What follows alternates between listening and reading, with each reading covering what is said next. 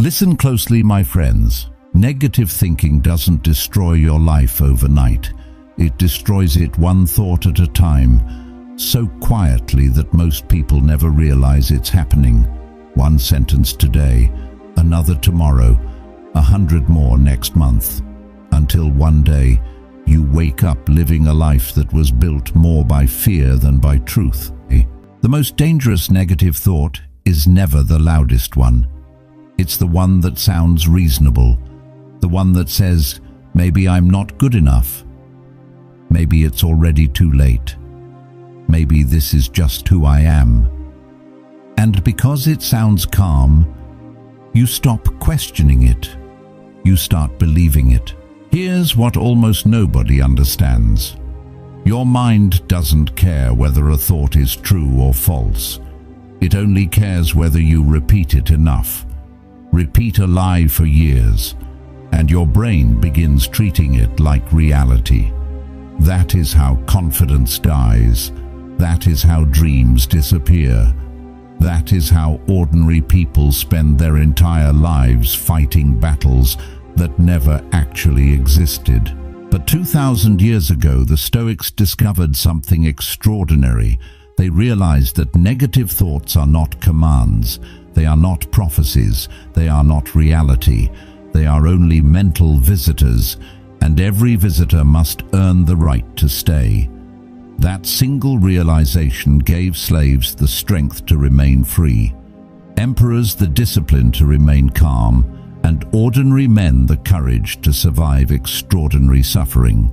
In this video, you'll discover 7 Stoic laws that will help you destroy negative thinking at its source. You'll learn why your mind keeps creating these thoughts, how to stop believing every sentence it whispers, and how to build a mindset so strong that fear, doubt, and overthinking lose their control over you. Every law builds on the previous one, so stay until the very end, because the final law is where everything comes together. Let's begin. Rule 1. The thought is not the enemy. The biggest mistake most people make is believing that every thought inside their mind is telling them the truth. It isn't. Your mind produces thousands of thoughts every single day. Some are useful, some are meaningless, and some are nothing more than fear wearing the mask of certainty. Yet most people never stop to ask which one is which. They believe the thought the moment it appears, and that single mistake quietly changes the course of their entire life. Imagine someone knocking on the door of your house. Would you invite them inside without asking who they are? Would you hand them the keys to your home without knowing their intentions? Of course not. Yet every single day you do exactly that with your mind.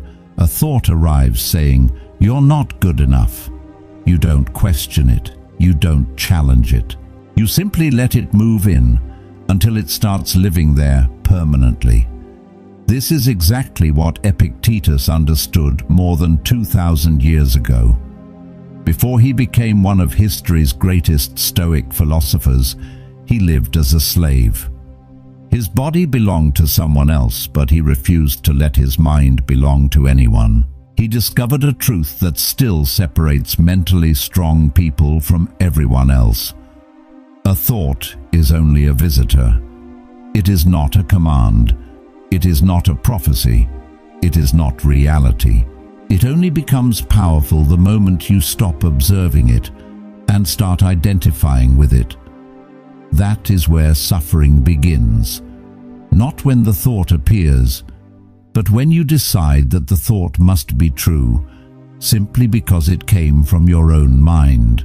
Think about the negative thought that visits you most often. I'm falling behind. I'm going to fail. Everyone else has figured life out, except me. Now ask yourself one simple question. Where is the evidence? Not the feeling, not the fear, the evidence. Most negative thoughts collapse the moment you force them to answer that question. They survive because they are never examined. They hide in the dark, repeating themselves until repetition starts looking like truth. Marcus Aurelius practiced this discipline every single day while carrying the weight of an empire on his shoulders. Wars surrounded him, disease surrounded him, death surrounded him. Yet he constantly reminded himself that peace does not begin by controlling the world outside. It begins by refusing to surrender the world inside. This is your first discipline. From this moment forward, never believe a thought simply because it sounds convincing. Every negative thought must earn your belief. Stop it at the gate. Question it. Examine it. Demand evidence before giving it permission to stay. Because the moment you stop believing every thought your mind creates, you take back a power you never realized you had. But catching a negative thought is only the beginning. Even after you recognize that it is lying, it will still try to convince you. So the next question becomes, how do you destroy a negative thought before it becomes your identity? That is exactly what the second law is about. Rule 2. Put every negative thought on trial. The moment you notice a negative thought, don't fight it. Question it. Most people either believe their thoughts immediately or try to suppress them. Both reactions give the thought more power. The Stoics chose a different path. They became investigators instead of victims. They refused to accept any thought until it had proven itself with facts rather than feelings. Your mind has a strange habit. It speaks in absolutes. It says, I always fail. Nothing ever works out for me. I'll never be good enough. But pay attention to those words. Always, never, everyone, no one. These are not facts. They are exaggerations created by fear to make temporary pain feel permanent. Imagine standing in a courtroom. A witness walks in, makes a serious accusation, but brings no evidence, no documents, no proof, no witnesses. Would any fair judge accept that testimony? Of course not. Yet every single day people sentence themselves to a lifetime of self-doubt based on thoughts that have never presented a single piece of evidence. Marcus Aurelius constantly reminded himself that the mind becomes whatever it repeatedly agrees with. That is why he questioned his first reaction before accepting it as truth. He understood that emotions can be honest, but they are not always accurate. Feeling afraid does not mean you are in danger. Feeling like a failure does not mean you have failed at life. The next time your mind whispers, "You're not capable," stop and ask one question. What evidence supports this? Then ask an even more powerful question. What evidence proves the opposite? You will often discover moments you forgot, challenges you overcame, victories you never gave yourself credit for. Your negative mind remembers every mistake, but conveniently forgets every success. That is why you must train yourself to remember the whole truth instead of only the painful parts. The Stoics never taught people to lie to themselves with fake positivity. They taught something far more powerful: replace exaggeration with accuracy. Instead of saying, "I always fail," say, "I failed this time, but I've succeeded before." Instead of saying, "I'm not strong enough," say, "I haven't mastered this yet." Truth weakens fear because fear survives by distorting reality. From today onward, every negative thought must face the same trial. Bring your evidence, prove your claim. If it cannot survive your questions, it does not deserve your belief. And the more often you practice this discipline, the quieter that negative voice becomes, until one day it no longer controls your decisions. But even after you stop believing negative thoughts, one dangerous question still remains. Where do those thoughts keep coming from in the first place? That is exactly what the third law will reveal. Rule 3. Guard what enters your mind. Every negative thought has a beginning. It doesn't appear out of nowhere. It is planted, watered, and repeated until one day it feels like your own belief. Long before a negative thought becomes your identity, it first enters your mind as something small, a conversation, a memory, a comparison, a headline, a criticism, or a single careless sentence. What you repeatedly allow into your mind eventually decides what comes out of it. Most people spend hours protecting their money, their reputation, and their homes. Yet they leave the door of their mind completely unguarded.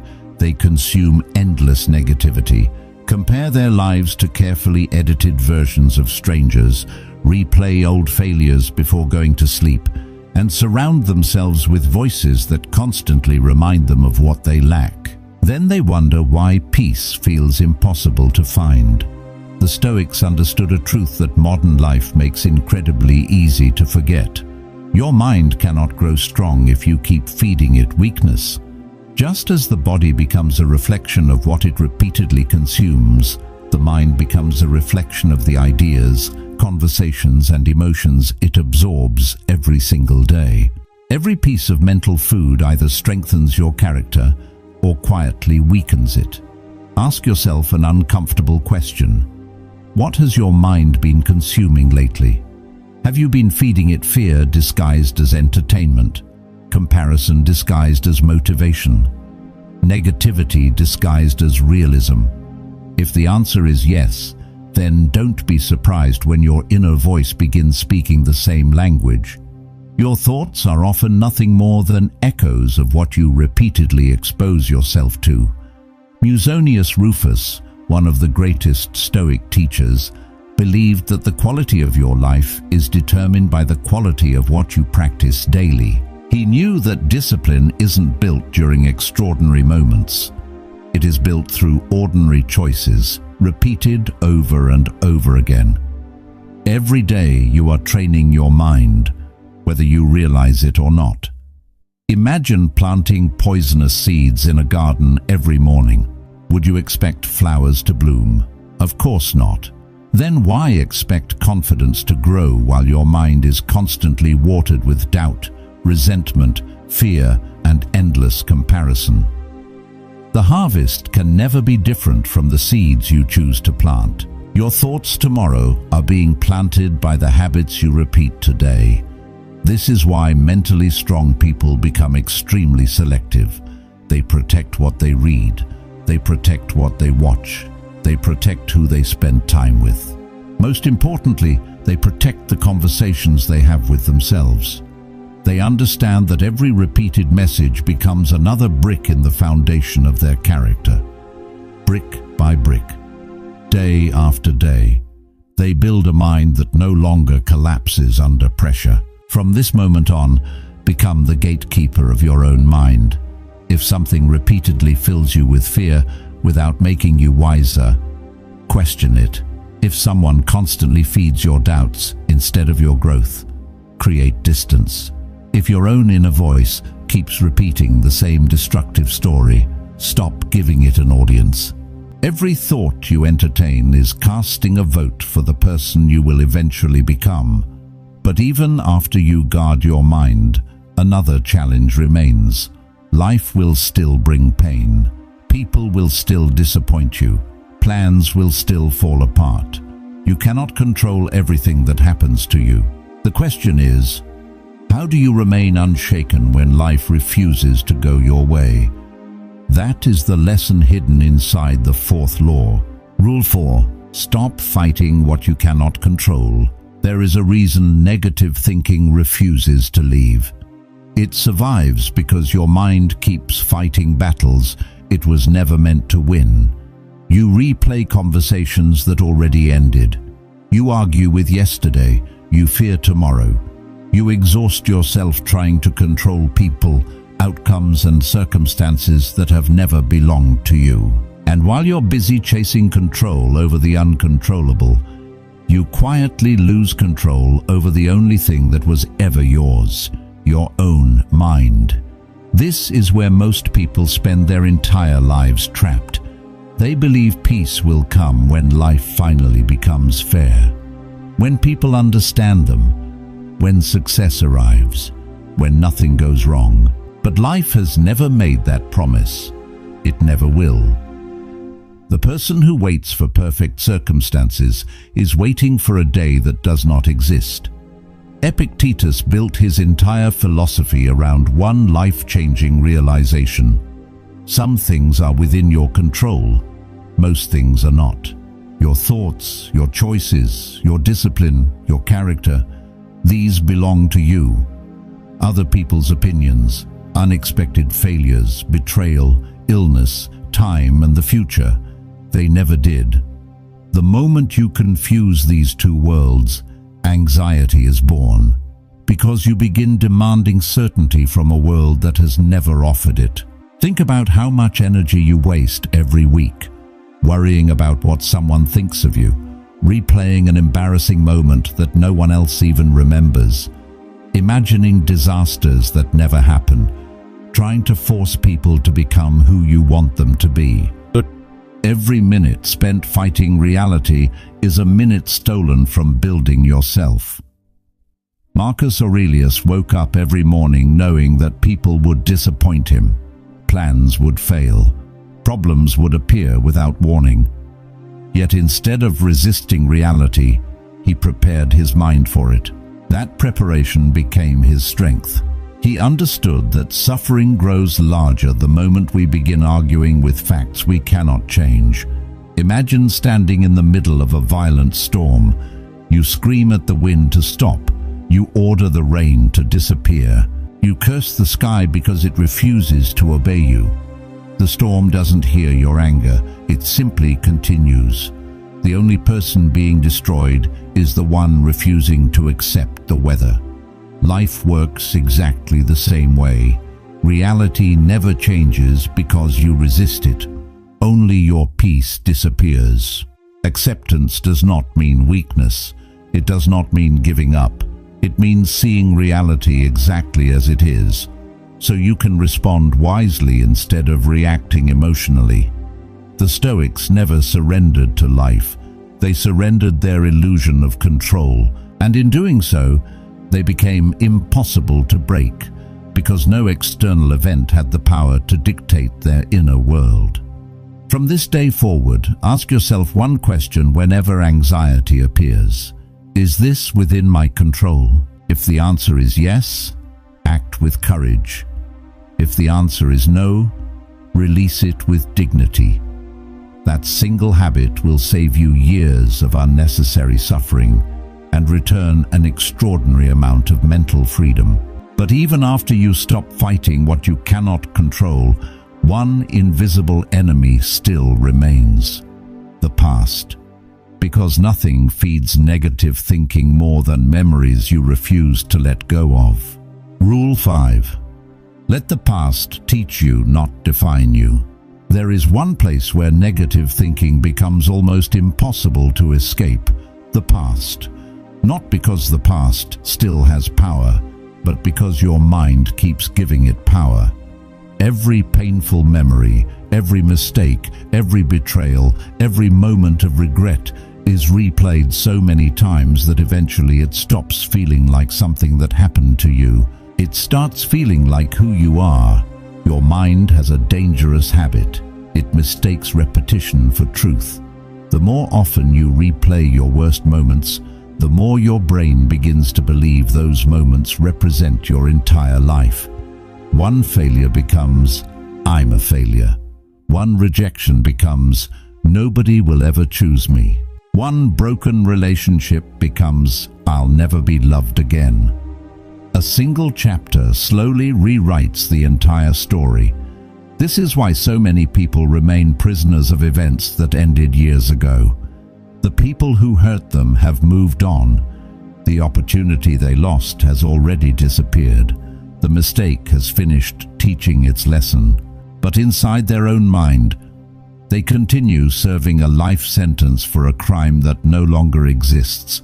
Every morning begins with yesterday. Every tomorrow is judged by memories that can never be changed. Seneca warned against this, long before modern psychology ever explained it. He believed that suffering becomes unbearable when we refuse to separate the event from the meaning we attach to it. The event may last a single day, but the meaning can imprison a person for decades. It is rarely the wound that destroys us. It is the story we continue telling ourselves about the wound. Imagine carrying a heavy stone everywhere you go. At first, someone else places it in your hands, but years pass and they are gone. Still, you refuse to put the stone down. Eventually, you forget that it was never chained to you. You become so accustomed to its weight that carrying it begins to feel normal. That is exactly what unresolved regret does. The burden stops being imposed by life and starts being chosen by habit. Marcus Aurelius never asked himself why painful things had happened. He asked what those experiences were trying to teach him. Every hardship became training. Every disappointment became discipline. Every loss became a reminder that character is built by what survives after comfort disappears. He refused to waste suffering by turning it into self-pity. So ask yourself an uncomfortable question. Are you remembering your past, or are you rehearsing it? Because those are two completely different things. Remembering gives you wisdom. Rehearsing gives you pain. Wisdom helps you move forward. Pain keeps you standing in the same place while life quietly passes you by. The Stoics believed that every experience leaves you with two choices. You can carry the wound, or you can carry the lesson. You cannot carry both forever. The moment you choose the lesson, the wound begins to lose its authority. Your past no longer becomes a prison. It becomes proof that you survived what you once believed would destroy you. From today onward, stop asking, "Why did this happen to me?" Instead ask, "What is this trying to make me become?" That single question transforms regret into growth, pain into wisdom, and memory into strength. Rule 6. Master the voice inside your head. There is a conversation happening inside your mind every single day. No one else can hear it. No one else can interrupt it. Yet that silent conversation has more influence over your future than any speech you'll ever hear, any book you'll ever read, or any advice you'll ever receive. Because in the end, you don't become what other people say about you. You become what you repeatedly say about yourself. Listen carefully to your inner voice. Not when you're succeeding, when you make a mistake, when you fail, when no one is watching. That is when its true personality is revealed. For most people, it is unbelievably cruel. It says things they would never dare say to another human being. You're useless. You'll never change. Why even try? And because that voice comes from within, they mistake it for honesty instead of recognizing it as years of unchallenged conditioning. Think about this for a moment. If a stranger followed you every day and spoke to you the same way your inner voice does, you would leave immediately. You would call that person abusive. You would never allow them to stay in your life. Yet because those words come from your own mind, you accept them without protest. Day after day, year after year, until criticism becomes your normal way of thinking. The Stoics understood something extraordinary. The quality of your life is determined by the quality of your inner dialogue. Marcus Aurelius wrote his thoughts in private journals, not because he needed to impress anyone, but because he understood that the mind must be guided every day. If you do not consciously shape your inner voice, your fears will shape it for you. But there is something even more dangerous than negative self-talk. It is believing that the voice inside your head is your identity. It isn't. You are the one listening to that voice, which means you are not the voice itself. The moment you recognize this distinction, everything changes. You stop becoming a prisoner of every passing thought. You become the observer, the one with the power to accept, reject, or replace what the mind is saying. Imagine sitting beside a river.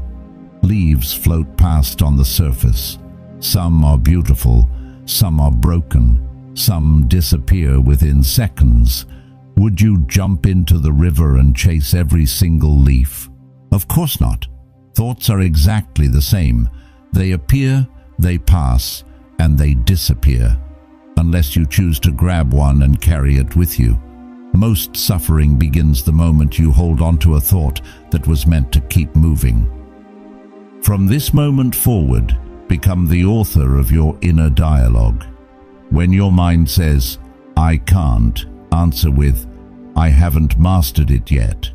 When it says, "I'm not enough," answer with, "I am still becoming." When it says, "This is the end," remind yourself, this is only a chapter. You are not denying reality. You are refusing to let fear write the story of your life. Remember this truth. Your mind is always listening to the words you repeat. Every sentence becomes another brick in the foundation of your identity. Repeat weakness long enough, and weakness becomes familiar. Repeat courage long enough, and courage becomes your nature. The life you live tomorrow is being written by the conversations you have with yourself today. Rule 7. Become the master of your mind. There comes a moment when negative thinking loses its power. Not because life suddenly becomes easier, not because pain disappears, not because every problem is solved. It loses its power because you are no longer the same person who once believed every fearful thought. The battle changes the moment your mind realizes that you are no longer willing to obey it without question. This is the final lesson the Stoics wanted every person to understand. Freedom is never something the world gives you. It is something you build inside yourself. A man can possess wealth, status, admiration, and influence, yet remain a slave to his own fears. Another can lose everything, stand completely alone, and still remain free because nothing outside him has the power to rule what is happening within. Look back at every law you have learned. You stood at the gate instead of believing every thought. You questioned fear instead of surrendering to it. You became careful about what entered your mind. You stopped fighting what was never yours to control. You refused to let yesterday define tomorrow. You transformed your inner voice from an enemy into a guide. None of these habits seem extraordinary on their own, but together, they build something almost impossible to break: a disciplined mind. And once the mind becomes disciplined, negative thinking no longer controls your choices. It may still knock on the door. It may still whisper during difficult moments, but it no longer decides who you are. The voice is still there, only now it no longer has authority. Marcus Aurelius once lived surrounded by war, disease, betrayal, and uncertainty, yet he wrote something remarkable to himself. You have power over your mind, not outside events. Realize this, and you will find strength. That wasn't written for philosophers. It was written for ordinary people facing ordinary struggles, for moments exactly like yours, because strength is not something you discover one day. It is something you practice every single time you refuse to let fear make your decisions. So from this day forward, watch your thoughts, question your fears, protect your mind, accept reality, learn from your past, choose your inner voice wisely. Then repeat those disciplines tomorrow and the day after that until they become part of who you are. Because character is never built in one life-changing moment. It is built through thousands of invisible decisions that no one else will ever see. One day you'll wake up and notice something extraordinary. The same situations that once filled you with anxiety no longer shake you. The same criticism that once destroyed your confidence no longer defines your worth. The same negative thoughts still appear, but now they leave as quickly as they came, not because the world changed, because you changed. And that is the greatest victory Stoicism can ever offer. Not a life without pain, not a life without failure, but a mind that refuses to surrender to either. Remember, the quality of your life will never rise above the quality of your thoughts. Master your thoughts, and you will begin to master your life. Take a moment. Think about the person you were before this video began. The person who believed every negative thought. The person who allowed fear to make decisions. If you've truly understood these 7 Stoic laws, that version of you no longer has to exist. Remember what you've learned today. A thought is not the truth. Fear is not a prophecy. Your past is not your identity. Other people's opinions are not your destiny. And the voice inside your head is not your master unless you choose to obey it. The moment you stop giving negative thoughts unquestioned authority, you begin taking your life back. But never forget this. Reading these principles will not change you. Watching this video will not change you. Even understanding every word you've heard today will not change you. Only practice has that power. Every morning you will be given a choice: to believe fear or to question it, to repeat old excuses, or to take one courageous step forward, to remain the same, or to become someone your negative thoughts can no longer control. That choice will never be made once. It will be made every single day for the rest of your life. The Stoics didn't become mentally unbreakable because life was kind to them. They became unbreakable because they trained their minds long before life tested them. And one day, when the storms finally came, they discovered something extraordinary. The strongest person is not the one who never feels fear. It is the one who refuses to surrender to it. So from this moment on, guard your mind, choose your thoughts carefully, act with courage even when confidence is absent. And remember, every time you refuse to obey a negative thought, you become a little stronger than you were yesterday. Because in the end, the greatest victory is not defeating the world. The greatest victory is mastering your own mind. If this video changed the way you think, let it become the beginning of the way you live. And if you found value in these lessons, make sure to subscribe and join us for more timeless wisdom from Stoicism that can transform the way you face life. Until next time, protect your mind, master your thoughts, and master your life.